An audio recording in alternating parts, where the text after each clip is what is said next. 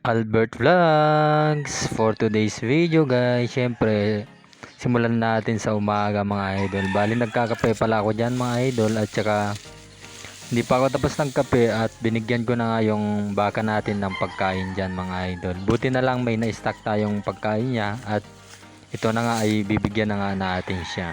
Dahil nagugutom na yan kasi alam niyo naman paggabi tulog tayo, kaya hindi din siya nakakakain paggabi. At kung makikita nyo mga idol ay nagkikimarites yung baka natin dyan.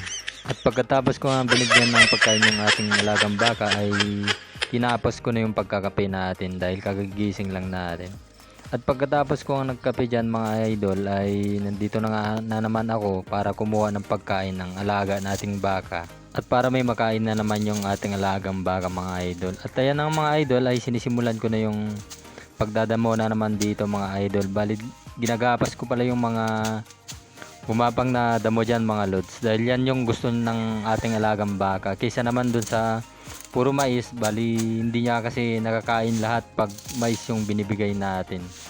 Yung kumpay ng mais ay matigas na rin kasi mga idol, kaya damo muna yung kinukuha natin dyan mga idol. At ayan na nga mga idol ay tapos na naman tayo nagdamo, at saka iipunin na lang natin dyan mga idol.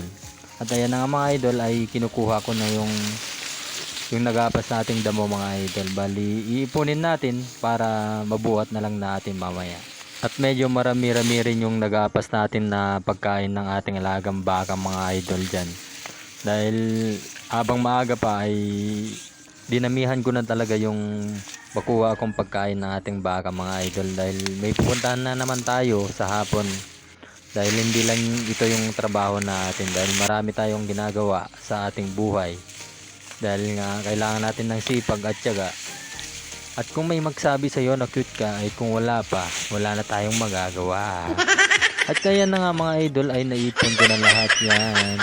At akin nang itatali dito mga lods. Bali bubuhatin ko na to pagkatali ko mga idol. Dahil papasok pa tayo sa trabaho.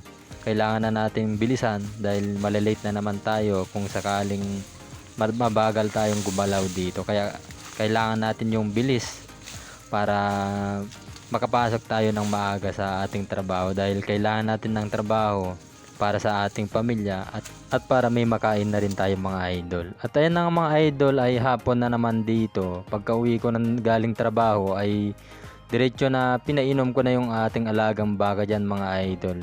Bali may natirang palang tubig doon sa balde kaya naubos niya, at ayan na nga ay nag-iigib ako ulit.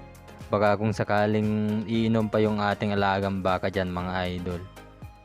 At ayan ang mga idol ay kinukuha ko na yung batya para ilagay ko yung tubig dito at ibigay ko na dito sa ating alagang baka. At ayaw na nga niyang inumin yan mga idol dahil marami na rin yung nainom niya kanina. At pagkatapos na naman natin napainom yung ating alagang baka dyan mga idol ay syempre naman bibigyan na naman natin ng pagkain siya para na rin tumaba siya mga idol. At ayan na nga ay di pa ako nakabihis dyan mga idol dahil inasikaso muna natin yung ating alagang baka mga idol. At ayan na nga mga idol ay pagkatapos natin magpakain ng baka ay diretso na naman ako dito sa bukid. At pupunta pala ako doon sa maisan ni biyanan ko, at ito pala yung mga daanan na dinaanan ko kanina mga idol, dahil di na nga natin binidyo lahat ng ating nadaanan. At dito na nga ay nakarating na tayo dito sa maisan ni biyanan ko. Bali sinimulan niya pala tong tanggalan ng kumpay mga idol, kumbaga magtataraw sa amin ng mais. At ayan na mga idol ay konting pakit lang muna tayo dyan at atin na naman sisimulan yung pagtataraw ng mais. Kailangan kasi natin yung ganitong pamamaraan sa ating maisan mga idol para hindi din siya matumba agad-agad sa malakas na hangin. Bali nakailang eras lang pala tayo dyan mga idol dahil paggabi na naman dito, at binisita ko muna yung maisan natin bago ako umuwi dyan mga idol. At ayan na nga mga idol ay sinisimulan ko na yung paglalakad dahil alam nyo naman maghapon tayong nagtatrabaho at kailangan din natin ng pahinga. At salamat sa inyong panonood.